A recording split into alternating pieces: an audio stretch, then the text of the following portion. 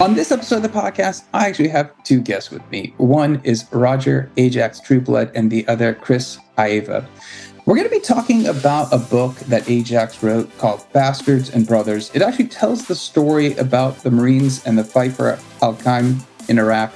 We're going to be talking about the importance of this book. It's going to be set back in the Iraq War. You know, the interesting thing that we will do along the way is we're going to talk a lot about, what happened, why it's important. We're going to tie it into some of the things that you guys are doing every day. I know a lot of technologists out there, are Agile practitioners, and you're going to be surprised that some of those concepts are going to pop out and peek their way through this conversation. I'm super excited to have you both on. Obviously, I'd love for you, Ajax, to tell us a little bit more about yourself, why you wrote the book, give us a little context about that, and then we'll have Chris introduce himself before we dive in and start talking about stuff. Yeah, one little thing. Ajax is my call sign, an Air Force call sign that stuck with me. I'm an intel officer, so a long time ago, and been doing intel stuff. I'm retired now.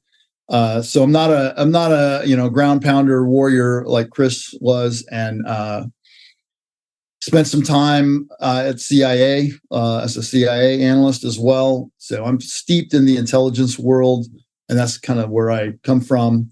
I did serve a couple of tours in Iraq. Well, one was in and out of Iraq in 2004 and 5, doing short stints a week at a time. And the other was 2007 during what was called the surge, where I spent about half a year there. My background is such that I just look up to these combat Marines, the combat soldiers. I have a son who's in the Army, who's served, done 12 combat deployments, which is a very personal thing to me. Has spent more time downrange than most World War II veterans did when you add it all up. And so I have a personal connection, and my time in Iraq, particularly in 2007, was very personally impactful to me. Watching these young men and young women, the things they were doing, the courage with which they approached their duties, and the dedication they had was pretty inspiring. So at a certain point, I started looking into kind of the development of the war and how it all came across.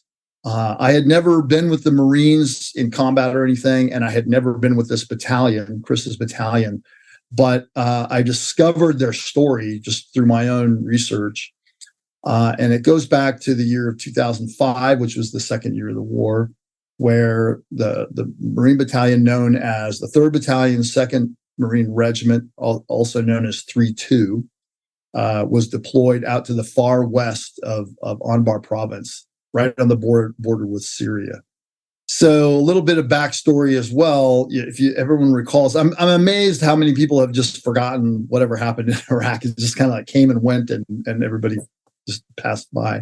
But in 2003 was the big invasion, and at first it seemed to go well, and then things started to fall apart. 2004 and 2005 were pretty dark.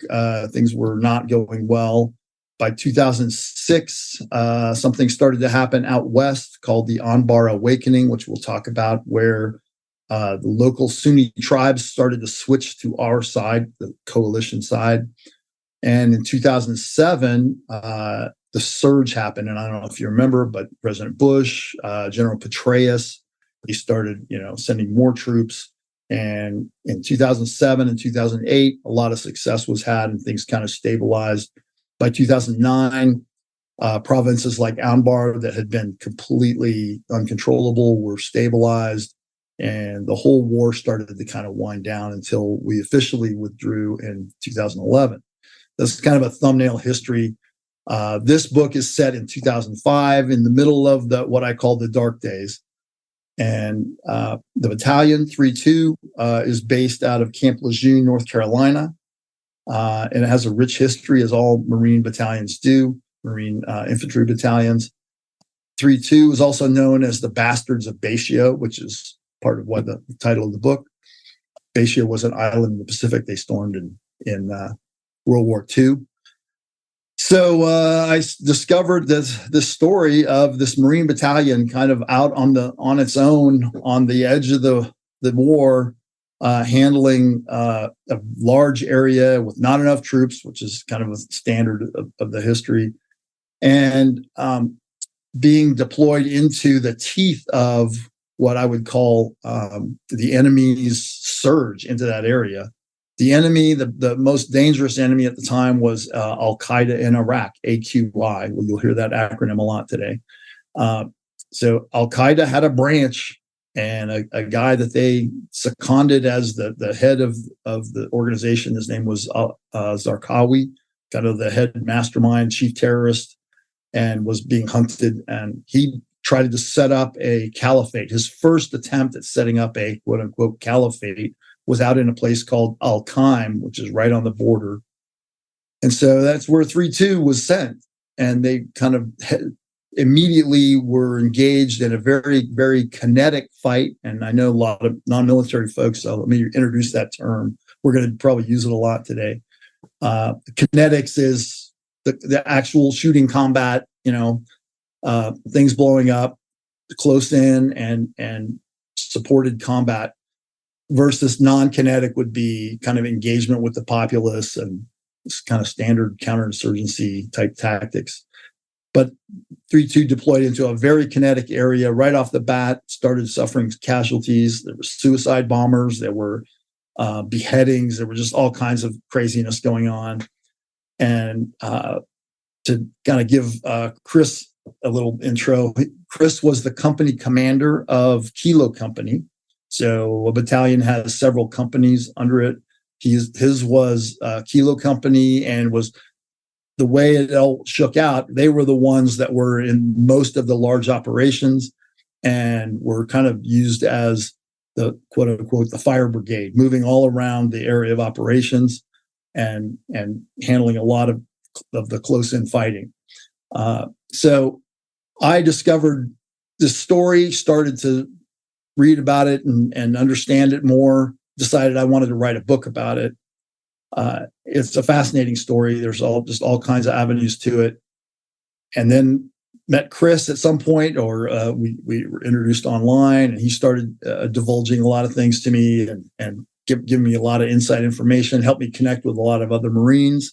So he's one of the main sources in the book.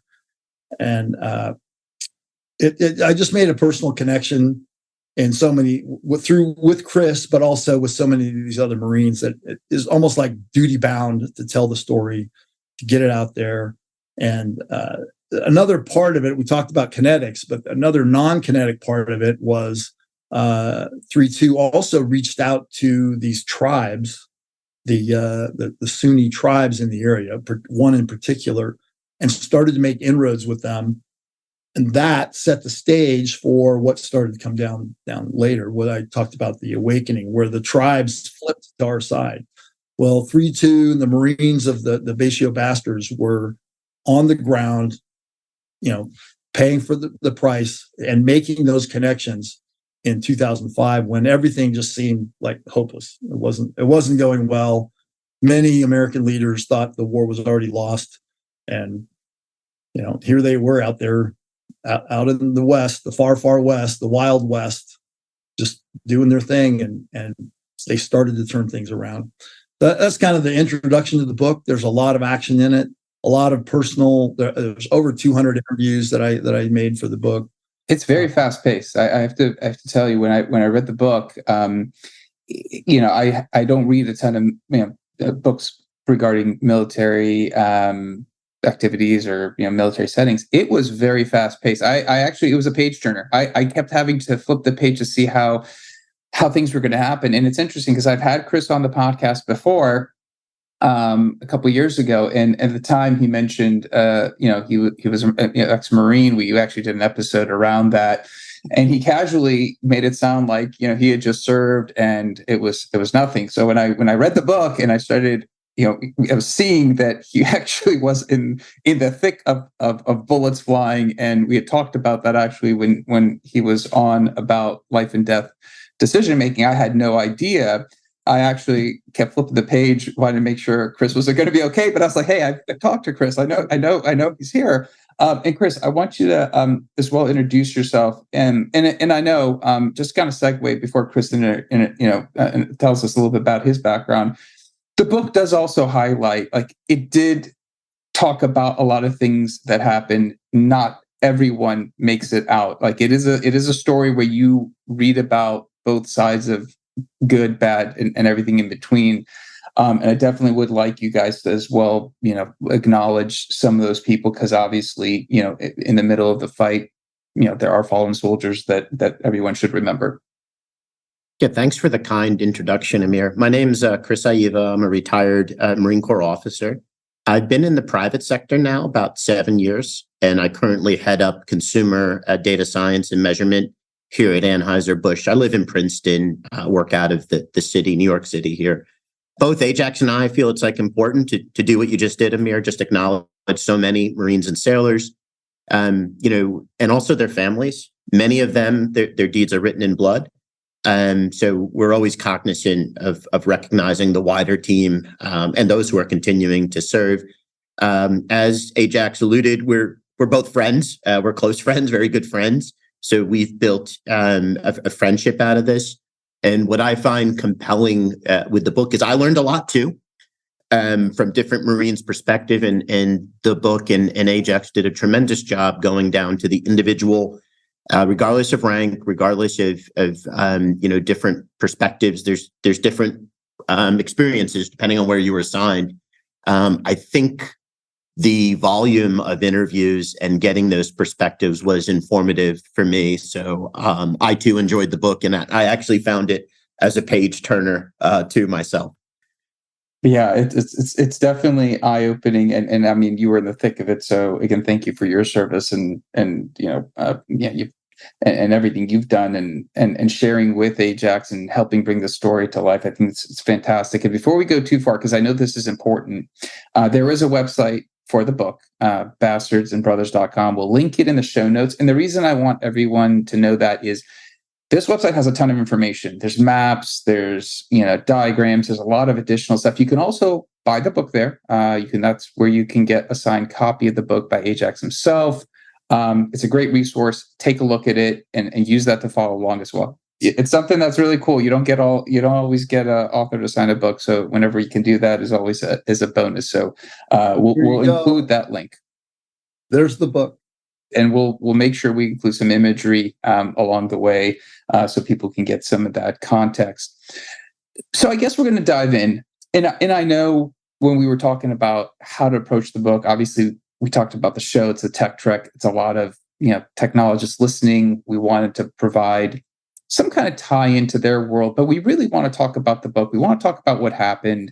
So as you're listening and you're hearing this, just note the context is going to relate to you, but obviously it's an important story to tell. And I want to start off at a high level because we when we're looking at the book, and maybe one of you could kind of set a little bit of context in terms of dynamics of the book. I know you talked about kinetic. There's some. I'm not a military person, so you're gonna have to help me along here. There's some of those concepts that come in. We're going to be talking about OODA loops, OODA loops, which is observe, orient, decide, act. I wrote that down. I didn't memorize that. And there's some interesting concepts there that are going to tie in. And as we kind of talk about the dynamics of the battles, the wars, there's a lot of decision making. There's a lot of things that happen within the story of this book that when you think about it out of the context of the book and the war, it is relatable by a lot of people, not life and death. And I think that's maybe something Chris can also talk about as we go through this episode is some of these decisions are made under, extreme duress is not even an appropriate term. I wasn't there. You were. You can shed some of that. But I guess, Ajax, before we dive in too far, I'd like to set some of that context, if you could help us as the author and kick things off. This came up, and it's not really in the book per se, but based on the audience and what the themes we want to touch, we started talking about something called the observe, orient, decide, act paradigm, or the loop, which came from a guy named John Boyd, who was an Air Force fighter pilot. Strangely enough, that wasn't a Marine. but became kind of a household word among the strategy set because he talked a lot about and wrote. Well, he didn't actually publish anything, but he had these briefings that talked a lot about the decision cycle and speeding up your decision cycle. And that's what, to keep it simple, I don't want to get too far into it because we're going to talk a lot about it, but this concept that he came up with called the OODA Loop, OODA, observe, orient, decide, act. And he talked about that. And everyone's heard about decision cycles. I believe John Boyd actually coined that term. But his insight, one of his fundamental insights, he had many, but the biggest one that everybody knows about is in any kind of competition or competitive environment or combat environment, the side that is able to go through that cycle faster and decide and actually do something has an inherent advantage. And that advantage can be absolutely decisive. So this has application across a wide variety of pursuits, not just warfare. And he actually expanded those ideas later. The ideas of John Boyd and the OODA Loop concept were folded into the Agile, the development of Agile and Scrums and all that kind of stuff. In fact, I can't remember their names. You probably know them, Amir. The guys that came up with Agile were John Boyd fans. They weren't military, as I don't think they were, but they knew of him. They knew his ideas. At the same time, the Marine Corps, strangely enough, the Air Force kind of held John Boyd at arm's distance. He never made general, but the Marine Corps picked up on his concepts and actually adopted them kind of wholesale. I think there's a John Boyd wall at the Marine Corps, at the Marine War College. Correct me if I'm wrong, Chris. Is that right? No, you're spot on. So the ideas of John Boyd, this OODA Loop, the decision cycle, are themes that they're not specifically pointed out in the book, although we talk a lot about the combat actions and making decisions, and I'll have some examples I can give you from the book. But as we talked in the pre-prep or in the prep for the show, Chris and I started talking about things that he did and things that the 3-2 was going through and how this all came out. And Amir was very interested in that. So anyway, is that good enough to start with? Yeah, that's brilliant. And I think, Chris, I guess, when we had spoken, we had talked about life and death, decision making, and obviously I understand the context of it better now after having read the book. Maybe tell us a little bit about some of that actual on the field application. Yeah, so I think for me immediately when we talk about OODA Loop, I think of competition. For combat, it's clearly with an enemy or adversary. But we could look at OODA loops and apply them to, atmospherics. It could be like a pandemic. It could be competition in the market forces. So the idea here is that if I can complete, and successfully complete a cycle faster than my enemy, say, like a 2-to-1 ratio. So I can decide and execute in 2 minutes what the enemy can do in 4. The next time they observe, they're sort of observing on my last move, not my most current move. And what this does is it builds like a series of sort of cascading and cumulative effects that pretty soon, just like, if you were to go against a really good athlete in a sport and they just have an intuition, it's hard to keep up and you gain a very decisive advantage. So obviously with Agile, when we start thinking about time-boxed work, that sort of begins with some direction, ends with some retrospective and sort of like, what did we do? And then where do we go for value? For me, I see it clear as day. And, my experience as a combat veteran you spend years, right? It's not a work day. There's no timeouts. To me, it gives a clear advantage in understanding how to think in cycles. And then also, I think there's also a sense of not overestimating, being very cognizant of what I can control to complete that cycle so that we could get through to it. So if you study the OODA Loop, there's a lot of complexity. There's a lot of culture involved. but nonetheless, it was employed. And quite honestly, it was the Marine Corps' warfighting doctrine, maneuver warfare, which gives a spatial context. But what it's really about is outpacing the enemy and having the technical and tactical skill to actually execute.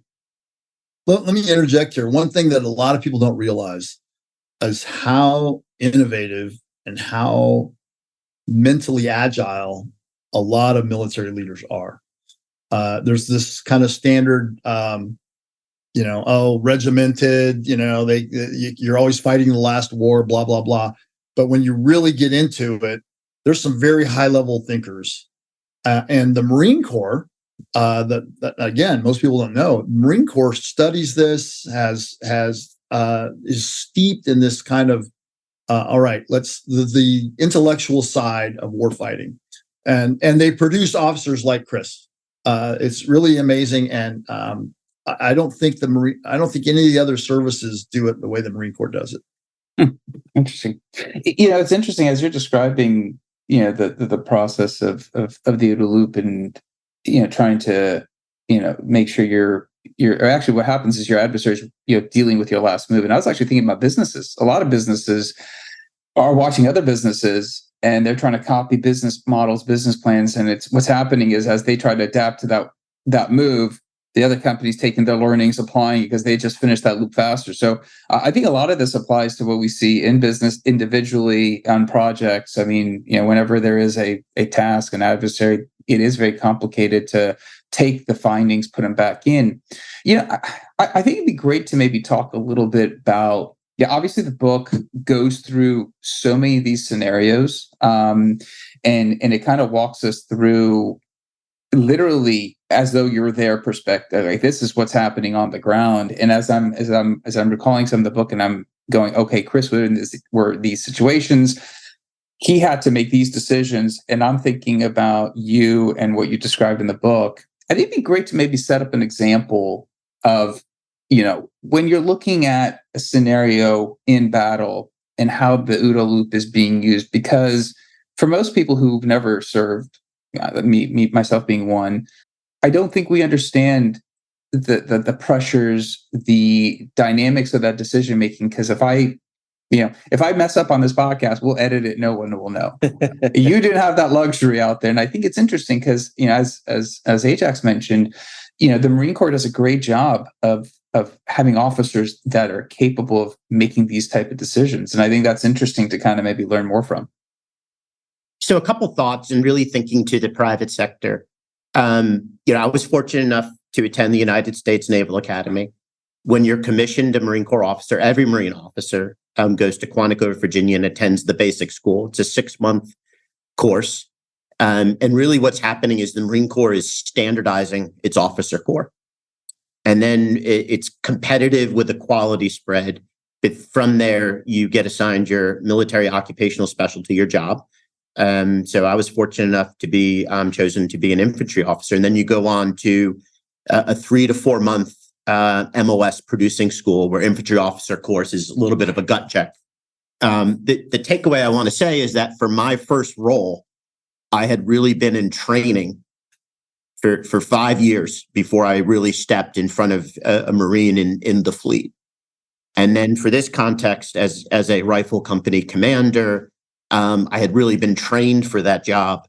So I was probably 7 years in the Marine Corps, 8 years in the Marine Corps during this tour in Iraq. So the level of standardization, the level of technical skill is extremely high.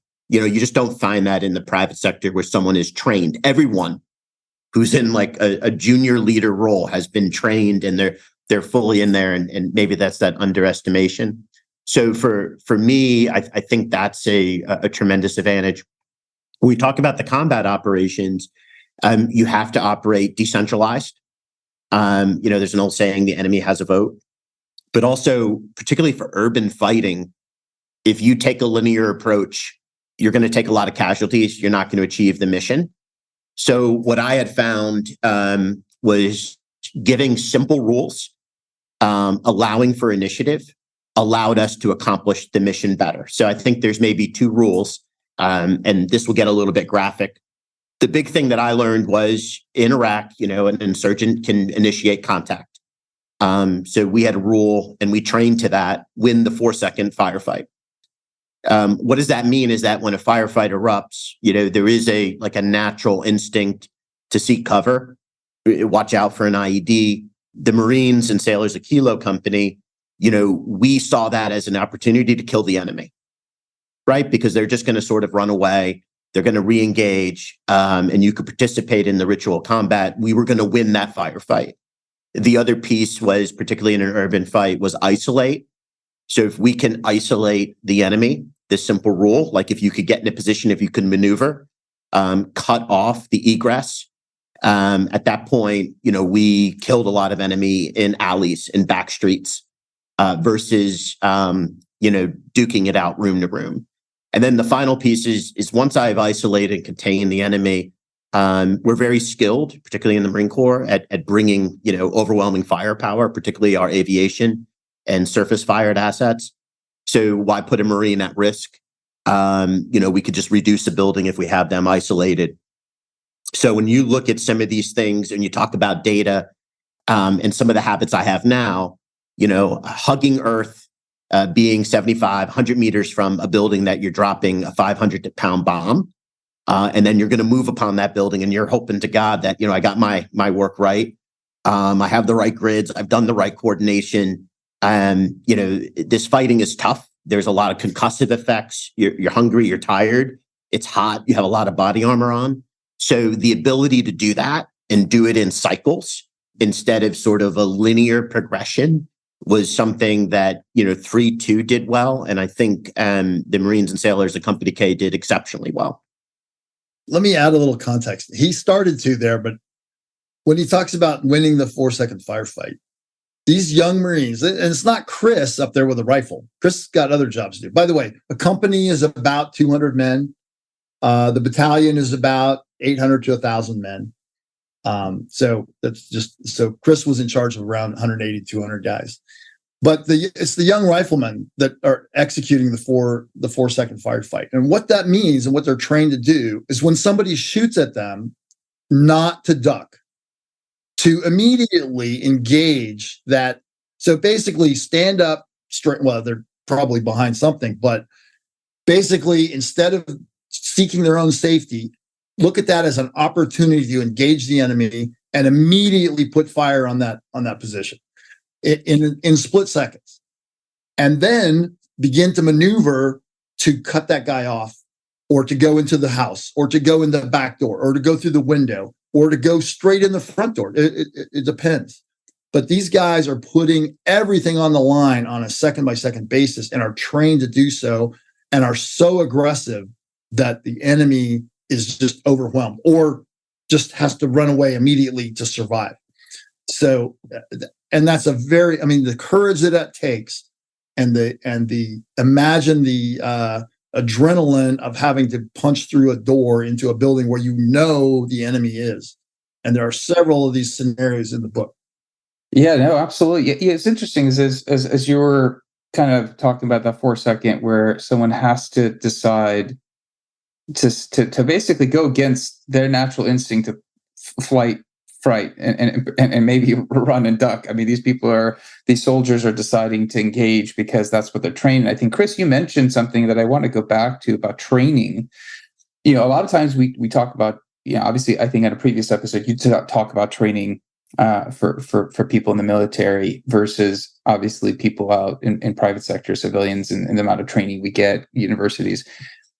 You went through and talked about the training you got it to be, several years before you were put in this, put in the battle to actually do this. There's something that kind of strikes me as, all that training seems good. Obviously it's the best. It's world class. You talked about the standards, but what Ajax just said is when the actual bullet starts flying and that adrenaline kicks in, and that's that split second. Like I can't put the context to it, but I'm trying to understand, like, when you have to go through that OODA loop of deciding not to drop off, you have to do something to protect yourself and execute. Like, you need to fire back, or you need to find some place to adjust. There's all those adjustments that happen. is that training, or is that it's part of the definitely standard? training. Yeah, Okay. well, we could say doctrine, right? Like our doctrine, a common approach or framework to solve a problem. So I've said this in the private sector a lot, and every time I say it, people love it. Is like what I was taught as a lieutenant was you're never doing wrong when you gain and maintain contact with the enemy. That enemy, like I said, could be, like a bug. It could be a platform. It could be whatever you want. But if you gain and maintain contact with that problem, you're doing things right. So in terms of incentivizing behavior, the behavior that I want you to incentivize is, you're not doing wrong when you gain and maintain contact with the enemy. I do think that trust, right? Like you have that fidelity that, if I'm moving on an enemy, just like, if you played sports, you have a lot of implicit communication that I'm going to be supported. And then, the Marines, I'm still amazed at how compliant they were with the rules of engagement. They also had the trust that, they're having to make tough decisions, that they're not going to get in trouble. So whether it's sort of having a buddy pair, whether it's having support, whether it's having that sort of common approach, decentralized, if you will.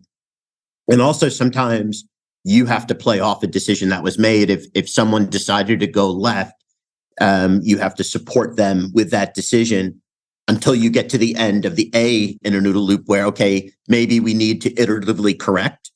And like, that's the other piece about the OODA loop is you were talking about, you don't get to do an edit. Well, we don't get to do an edit, but if you're dynamic and fast enough, your time to detect, time to correct gets like faster. So, like we made a wrong move here. Let's get back on target, if you will, in that respect. So it can be corrective. That seldom are you going to get everything right.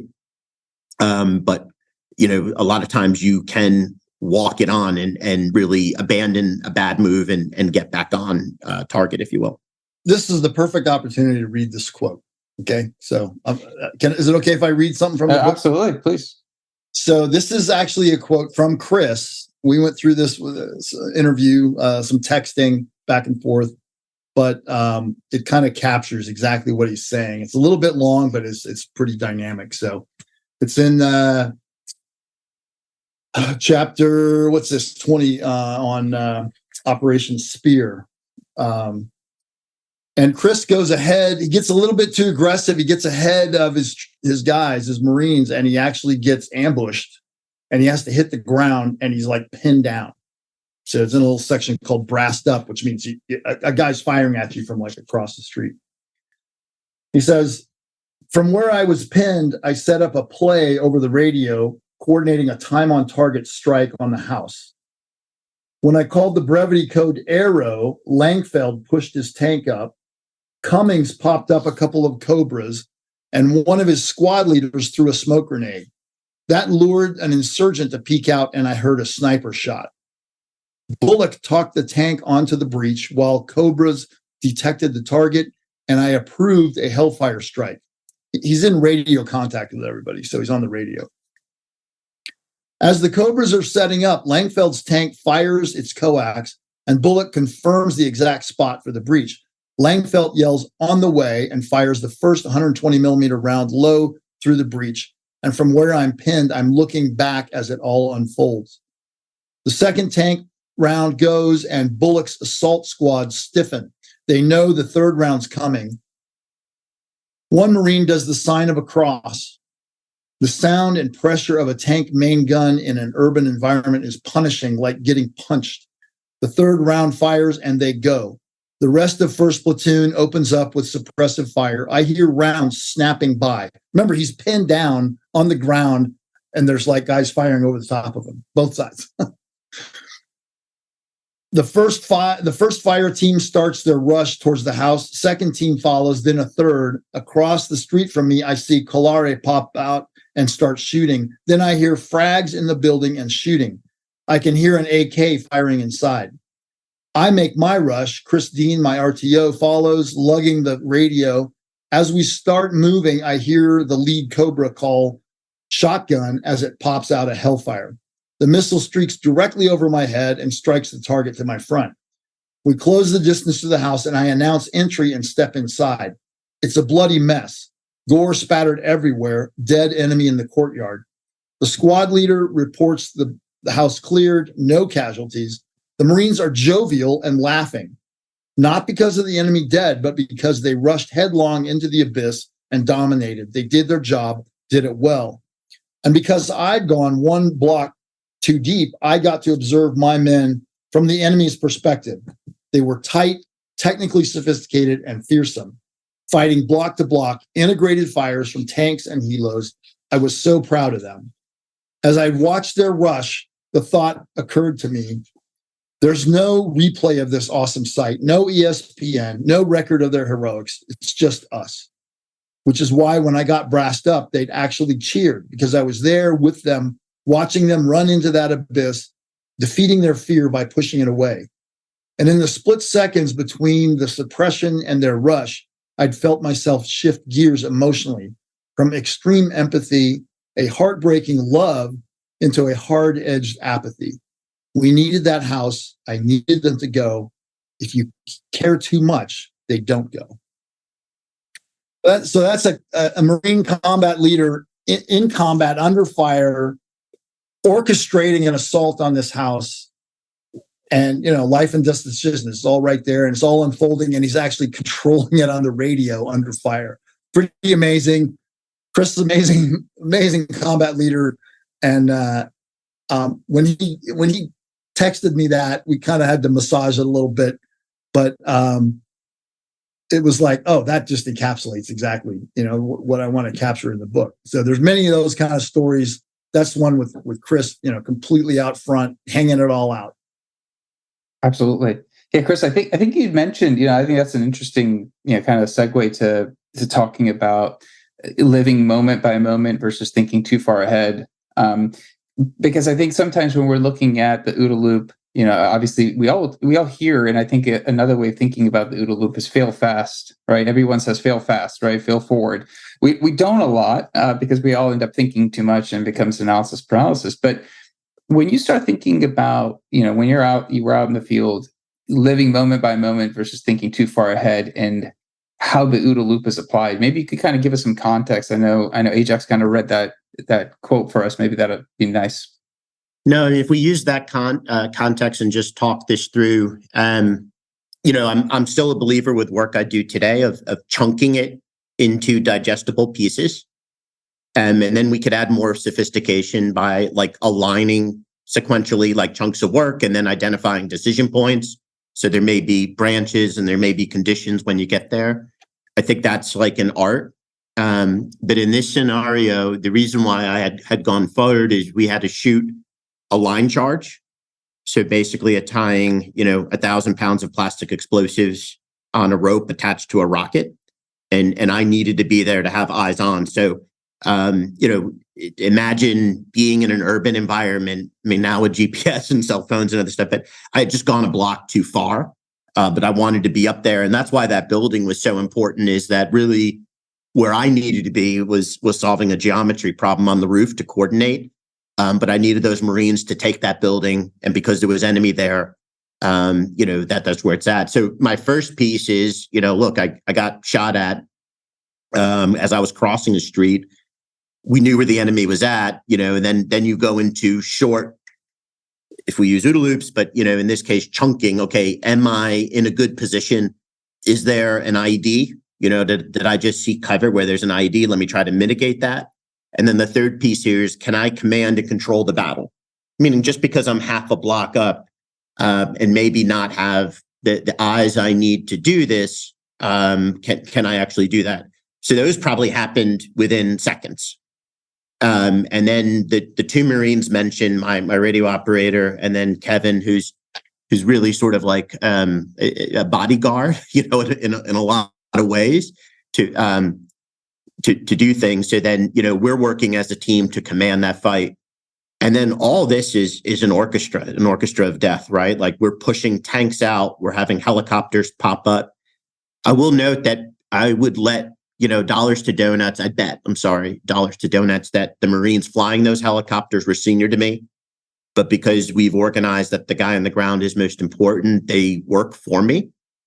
And I think that collaborative piece. And then for the Marines to go, you noticed in the quote, there's certain timings and conditions. So the lieutenant marking the exact spot where he wants his Marines to breach, meaning sometimes if you go through a front door, it's a little bit dangerous. But if we put 2 tank main rounds vertically, it creates a mouse hole. So there's an amazing amount of trust, right? Like you're chunking that process down. Let's get the breach in the exact spot. And that squad leader then has to take his Marines through where the lieutenant put the breach. And then as those Marines are running, I mean, the saying is you got the rest of your life to get there. So you're relying on that suppressive fire. You're relying on closing the distance to the enemy. And then, at the end of the day, the guy who shot at me was dead, right? Like, so I'm going in the building, I'm observing, I'm looking at the enemy, I'm trying to see how they carried their weapons, how are they equipped? And I'm like idly wondering, which one of these dudes had shot at me. The outcome turned. And then, like I said, the Marines had done their chunk of work. It's my job to get to the roof now and coordinate the next action. But this is happening very, very dynamically. When you look at information intake and decision-making point, this is all happening quickly. It's all happening real time. How much information do you need to make that decision versus trying to see if you can capture another millisecond of information before you have to make that? I should say that going back to infantry officers course, the fundamental thing that's maybe different than other sort of elite courses is they're trying to teach you how to make a decision under those circumstances. So you're always having that, like, what's the trade-off? I could develop the situation. I could decide not to decide, gather more information. But as I gather more information, the situation has changed inherently. And if you studied wicked problems, right, like that's the very definition of one. So the art here is deciding at what point do I have sufficient information? At what point is the currency of my information still valid? It hasn't eroded. And then when do I decide? So something I still use today, it's like a Buddhist koan, and it says, the window is where the wall is not. So in the peacetime Marine Corps, if we were going to drop a bomb, we had to have a positive 8-digit grid, meaning a 10-meter resolution on every friendly position. When you try to do this in combat, you have all these different positions. By the time you cycle through just reporting the location, they've already sort of changed. So it's a false sense of accuracy. So what we started doing was saying, okay, I just need to know where the Marines, are not. And, I also have to account for civilians because we're fighting in heavily urban areas. So we were using decision-making by eliminating things that, would just be noise. I don't need to know that information. I just need to know they're not across this street, which would be a phase line. So we can sort of simplify information. That's, again, an art. And I think sometimes it's a trade-off with cultures who feel, hey, if I overload you with information, it shows more value. The question here is, how do I, get it to the right amount to make a decision? And that's the trade-off. That's what I was trained to. That's what the Marines always do. And I think the Marine Corps excels at it, quite honestly. Absolutely. No, that's it's interesting because as I'm listening and as I was reading the book within the context of the podcast that we wanted to make, I was actually looking at some of those processes, and I realized how many times we decide not to decide because we have that luxury. And then the problem changes when we go back. You actually have to go, okay, well, all those parameters are no longer valid. And what you're kind of describing is that actually might be to your detriment versus, as you go through the OODA loop and you're going through the chunks and you're making those decisions and correcting, the one thing maybe I was going to ask, off of that was, as you're going back into the retrospective, tying back to the Scrum world and Agile and being able to look back, to go to the next loop, you obviously had gone through observe, orient, decide, act. You have to make potentially some next decision based on the learnings and applications. Kind of maybe walk us through how that actually happens, and maybe it doesn't happen within actual concrete steps of going, well, hey, let's take that second to think about what happened. And it might just be because of your training, but it's got to happen, I'm assuming. Yeah, it does. I think, well, let's go like maybe to formal to informal. We will after action, and sometimes it's tough. Sometimes you have to put your rank at the table. That will, but the stakes are so high that you can't afford not to, right? So we're always after actioning, stuff that we do. Sometimes, like in combat, in this case, you're fighting 24 hours. So it may be, hey, let's just get together and review what happened today, what we're seeing, what we saw of the enemy. What are they doing? So we're sort of synthesizing a lot of different information.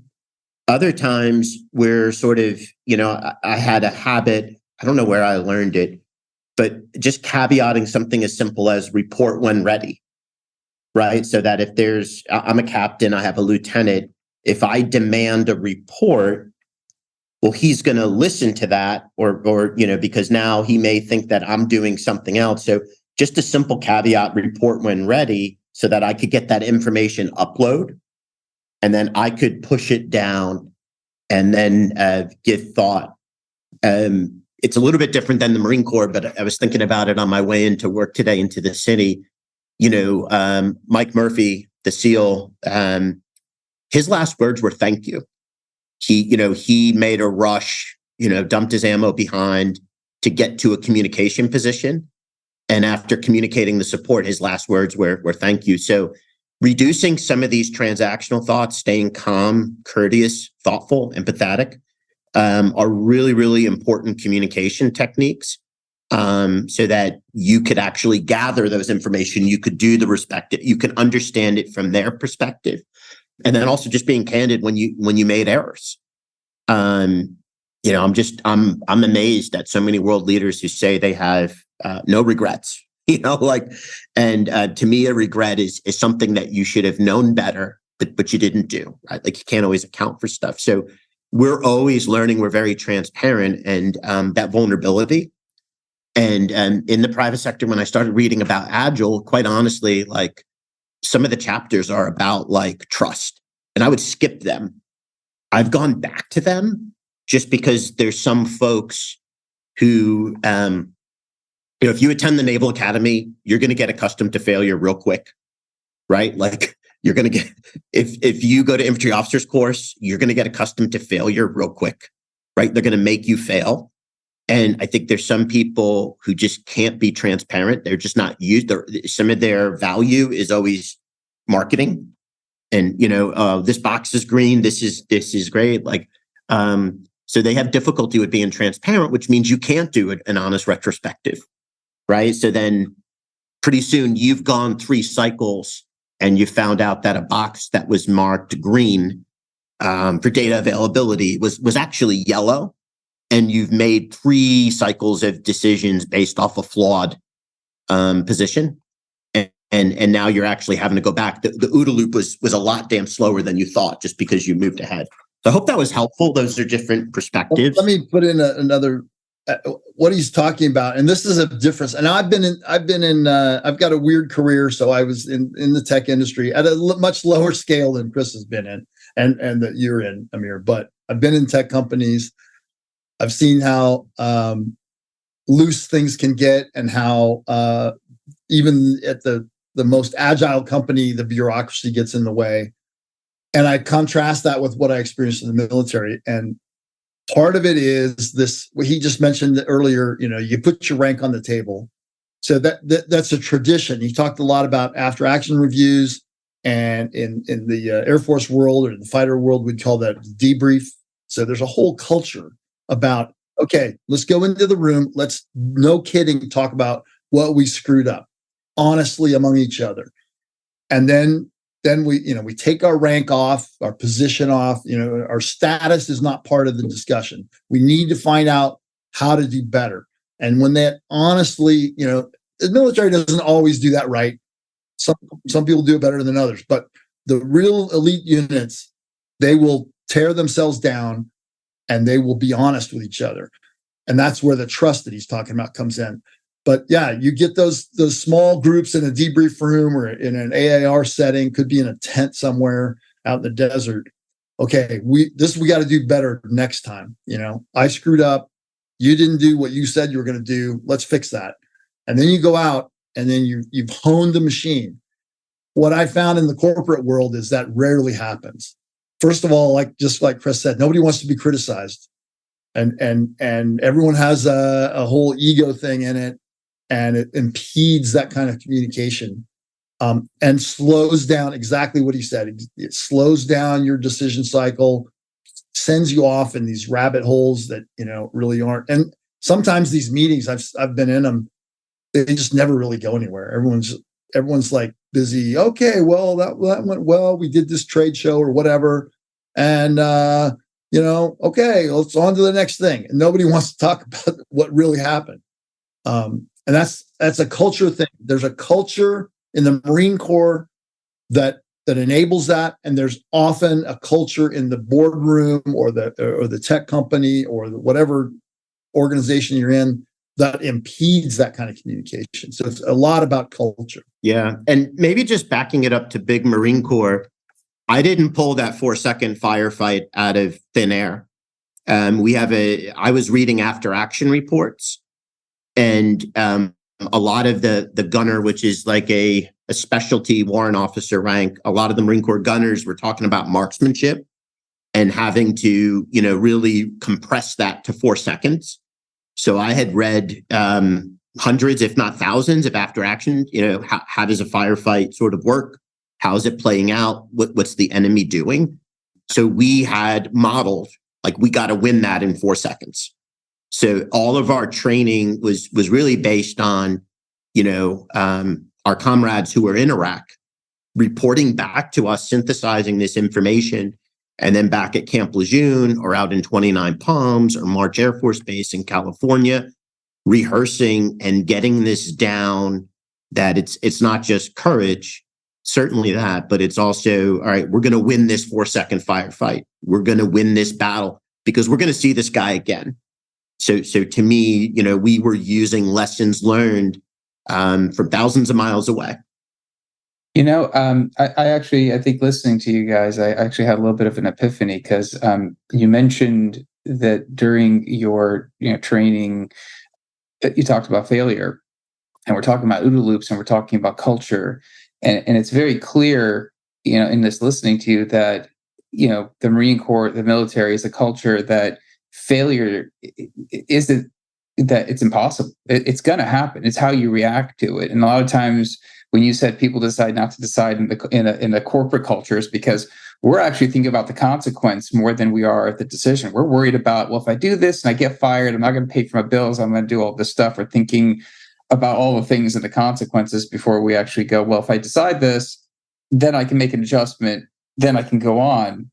You were trained to do that like that. For you, it's instinctive. For me and other people, let me make a point about that. The risk, the inherent risk of decision. So yeah, that's what stops up a lot of people and processes and organizations. Is like, this is risky. If we commit ourselves to this, if we're going to go down this development path, then we're going to put resources against it, and it might not work. And so they put it off. Well, there's an inherent risk that most people don't acknowledge. By putting off the decision, by waiting, you're also risking. And how big that risk is hard to discern sometimes, but there's a risk of not deciding. Sometimes you just like, okay, it's time for me to decide. I gotta move forward here. I can't just wait anymore. Yeah. And I also want to say, I think this is hard, is like, one of the things that the Marine Corps taught me, there's some things that are non-negotiables. So it's non-negotiable not to complete the mission, right? So my mission wasn't to go to Iraq to survive. Certainly, I'm very, very proud of, for all the combat during this time that we saw with Company K, that our casualties were so low. And I credit that to the leadership within the company and the technical skill.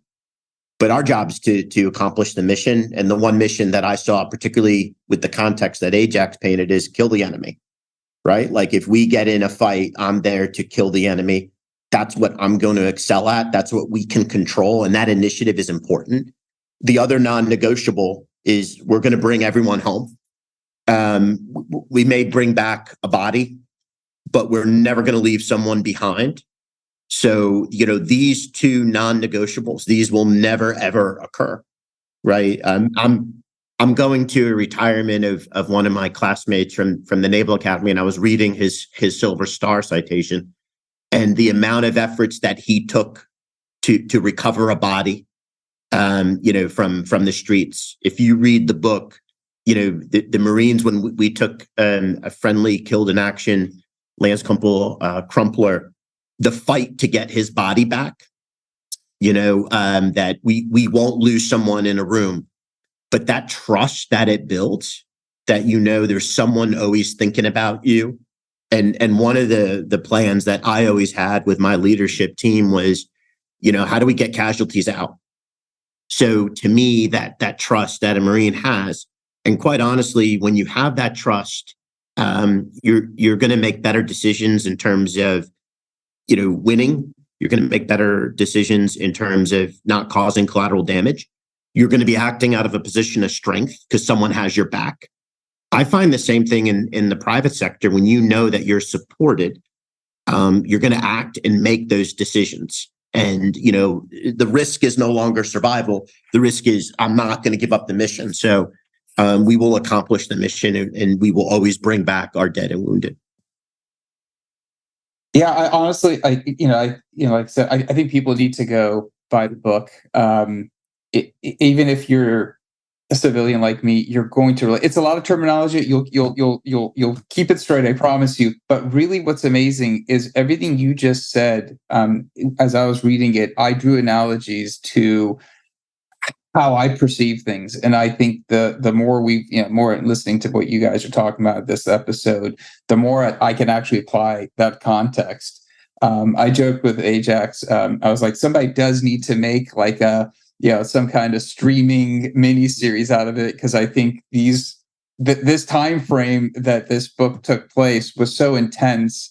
And if you can flip the book that quickly to get to the end, I only read it in a couple of days, and it's a pretty nice size book. I'm like, I would definitely watch it. So fingers crossed. This is the band of brothers of the current generation, frankly. Yes. The part that I still find wild, like absolutely wild, is, here we are as like a superpower, and if you look at these wars, and I think you probably have the greatest fighting force in history. Just the level of training, the level of equipment. And you listen to a lot of the generals and admirals, and they just talk about like troop numbers. Like troop numbers is a strategy. For us in 3-2 during this time, like my battle space was 70 miles, with 200 Marines. So we're fighting at, and again, I'm always very hesitant, right? Like, I talk to, my dad's a Vietnam vet. A lot of I know a lot of Vietnam vets. Certainly they were outnumbered in some cases where you're going up against like an NVA battalion or something like that. But we're fighting in pocket-sized elements, right? Like the pieces on the chessboard that are actually getting maneuvered are a couple hundred Marines. So you have a superpower with this footprint, and then for 7 months you're fighting at parity, right? With Al-Qaeda forces. And I was talking to my son about it the other day, like you roll, say, into Haditha. Haditha's a city of 200,000, and, they're not necessarily all friendly. There's some insurgents. There's a bunch of people. There's tribal networks, but you're 200 guys, dropped into this city. And at some point you have to lose the boogeyman, right? Like you have to worry that like, hey, these numbers are adding up. I think if what's so unique about this book, when you look at like we had a company out on the Syrian border. My company, I had to put combat power out. We put a squad in like a non-powered base to really provide radio transmission, retrans. Squad is like 12 guys, 13 Yeah. guys. So like, you're taking a young 19-year-old and saying, go out there for, I felt bad during this series of major operations. We left the squad out there for a month. That's like almost like an epic in itself. So I think when you read the book, you start figuring out that, hey, it's just like a couple hundred dudes holding on at the edge of the empire. And the way we generated combat power was to go hunt nightly, stabilize the bases, do smart things, and just focus on that enemy for 7 months, not 7 days, not 70 hours, not 7 hours, 7 months of doing that. So to me, it's amazing that, again, like we're so small in the end. Let me, he just mentioned the company out on the border, that was India company. And let me, because of Chris's experience on the kinetic side and on the maneuver element moving all around the area of operations, a big part of the book has to do with India company in a place called Huseba and a place called Camp Gannon, which is literally right on the border. And they were kind of hunkered down there for 7 months under fire every day. And a big suicide attack, almost wiped them out and stuff. So pretty dramatic circumstances. But in the middle of that, they were able to make contact with this local tribe that was actually trying to fight the same enemy they were fighting, Al-Qaeda in Iraq. So this tribe, kind of unbeknownst to the Marines, were fighting the same enemy. And it was kind of a three-way fight that they didn't all understand. And so Chris's counterpart, Captain Frank Diorio, was instrumental in reaching out to this tribe. And it's a much slower process, a lot of phone calls and kind of nightly meetings and things. But part of the innovation of this, or what the Marines innovated and as part of this story, is this outreach to what used to be an enemy and slowly bringing them into some kind of engagement process. And by the end of the book, you can kind of see where this is leading. And even though there's some tragic circumstances, that tribe flips and starts a cascade. And that was a different kind of innovation, different kind of risk, more slow moving than what we've been talking about today. But it's a vital part of the book, and actually, great credit to the Marines that involved. And 3-2 set the stage. That's what really attracted me to the story, is they set the stage for great successes to come down the road, even though they didn't always recognize it. Many of the Marines I've talked to, after they've read the book, they go, I had no absolute idea that any of this was going on, because I was just a grunt, just carrying my rifle. One of your own platoon commanders, Nate Smith, in his review of the book that he put on Amazon, basically was grateful that, he goes, I had never understood the scope of what we were doing until I've read the book. And he says it pretty much changed his mentality. He was always pretty much, didn't want to talk about it, wasn't very proud of what they'd done, even though he did great work. But now it's like, oh, that changes everything. Now I understand the scope and the impact that we had, because there's no time. There's no time in combat to really understand all that stuff. So it took putting the pieces of the picture together. So that's another part of the book that's equally fascinating, is this engagement part. And then save me one last quote from the book as we wrap up. So yeah, at the beginning I mentioned that my experience, my experience in Iraq was very tame, very, very tame. It was not out there in front, taking bullets and stuff like that.